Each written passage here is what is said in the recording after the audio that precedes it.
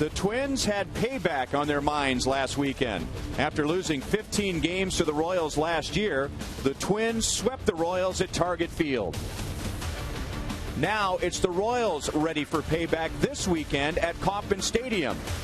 Game 1 is next on Fox Sports Kansas City.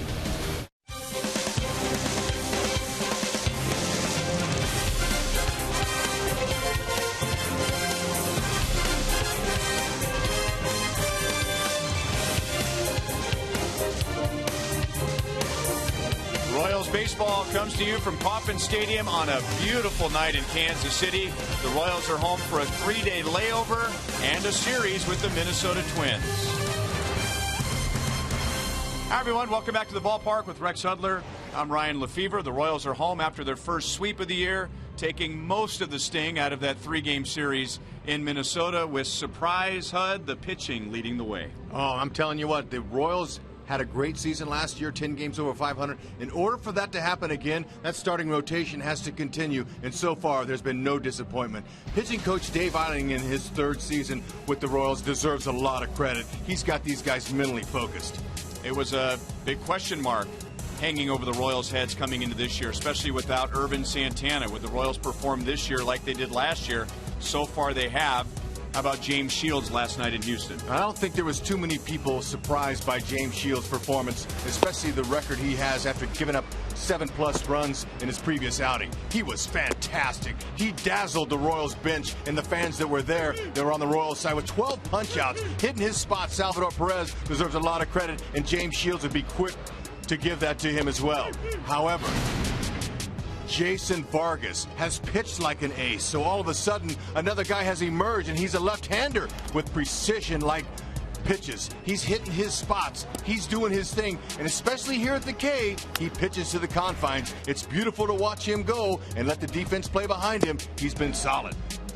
And he's already pitched against Minnesota this year and pitched well, giving up just 2 runs in 7 innings.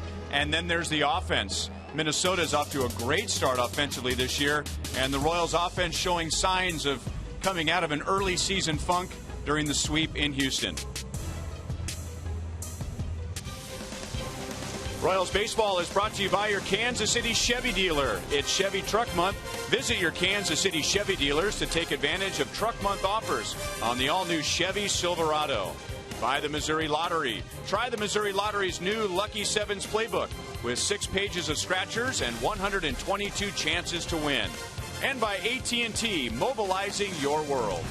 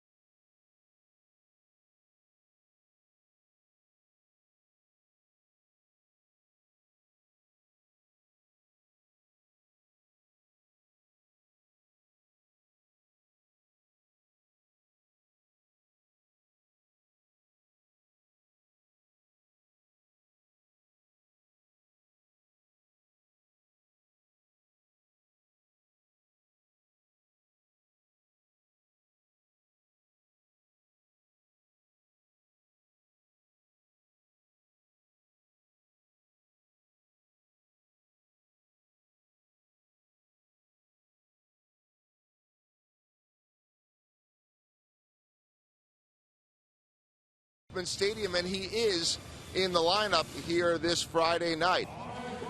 Welcome back to Kauffman Stadium. The Royals got swept last weekend in Minnesota, and both of the center fielders that they had on the roster are not available tonight. Lorenzo Cain going on the disabled list earlier this week.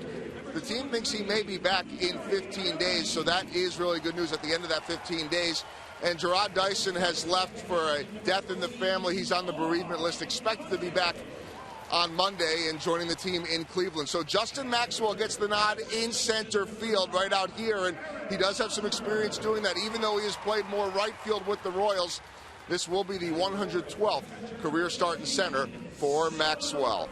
As for the pitching, Jason Vargas is on the hill and went 8 innings in his home debut as a Royal. He throws the first pitch next.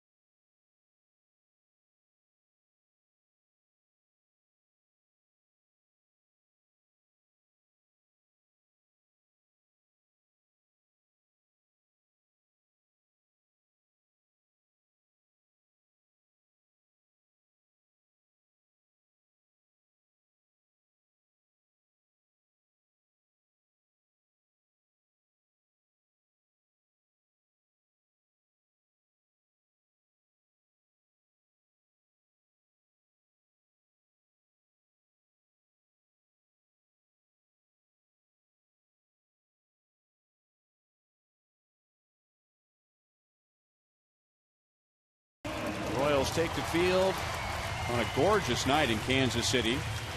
And for the second time in a week, the Royals will try and figure out Ricky Nolasco and the Minnesota Twins, who swept the Royals in a 3-game series last weekend, and now the Twins have won 5 of their last 6.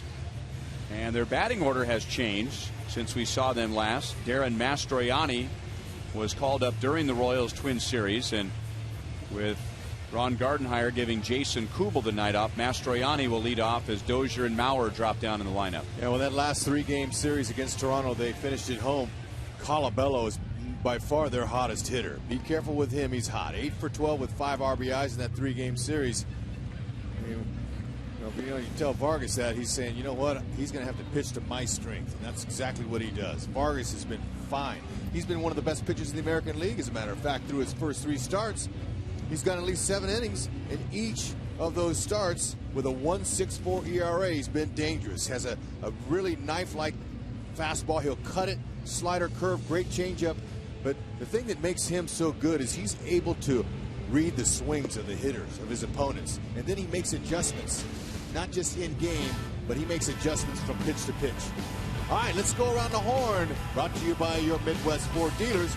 We'll highlight Maxwell in center field. Justin's getting his first start out there as a Royal, and he's looking to cover that ground. Any mistakes that Vargas gives up, hopefully they stay in this ballpark, and he's good at pitching to that contact. And our umpiring crew, Brian Gorman is the crew chief. He's the second base umpire. David Rackley A young umpire will be calling the balls and strikes with Bill Welke at first base and Jim Wolf at third. Darren Mastroianni, and he got the call when Oswaldo Arcia went on the disabled list, the Twins' regular right fielder.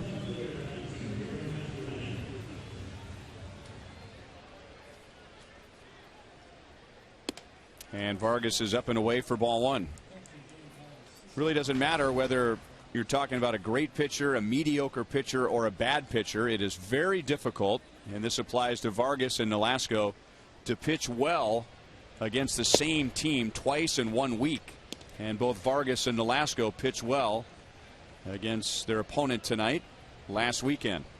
And that's because when these series are so close together, the hitters have the pitchers fresh on their minds, and they're able to make some adjustments quickly. As far as Minnesota making adjustments on Vargas, you know, he didn't make too many mistakes, and when he does, you got to jump on him. The only runs that he's given up have been really through the long ball.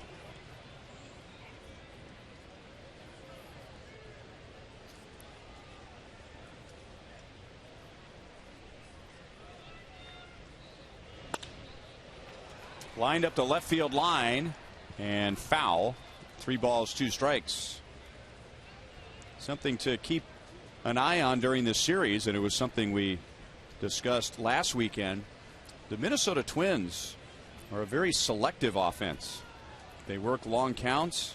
They are really piling up the walks. Now we're still very early in the season, but they have the highest on base percentage of any team in the American League. A little soft liner out to Infante, 1 down. And walks were a big item as Minnesota swept last weekend's series. As Royals pitchers in the 3 games, they walked 16, and 9 of those turned into runs. Got the defense right where he wants them. Vargas in his 3 starts has only walked 5. In his last outing against Minnesota, he walked 3. But he's pretty much a strike thrower. He puts that ball really where he wants it. It's fun to watch him. He's got a very quick tempo, and he makes adjustments per swing on batters, depending on what they do. Ooh, man, that's a beauty there. For that to be the first curveball of the night, that was sharp. See, when it starts that far out of the box, the right-hander, it freezes him. And back with a changeup, 1-2.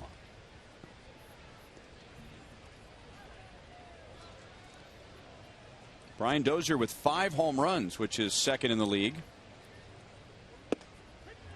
Over the inside with a fastball. So Vargas really emptied the closet there on Dozier. Fastball, curveball, changeup, fastball in for a strikeout. And that Minnesota knows that's what they're going to have to deal with. He doesn't have one pitch that he throws any more than another. Great precision like fastball there. And in order to be successful against right-handed batters, you must be able to pitch inside effectively, as he did at Dozier.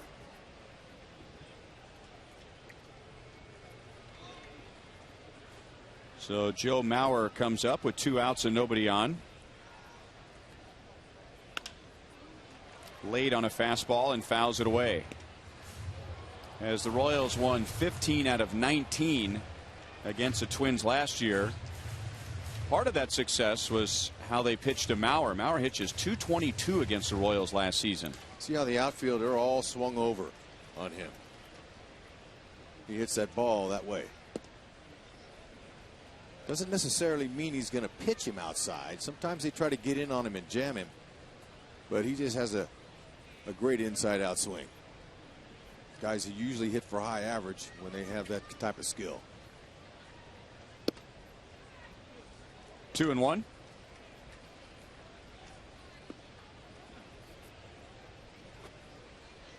Vargas gave up just 2 runs in 7 innings on Sunday at Minnesota and pitched very well with men on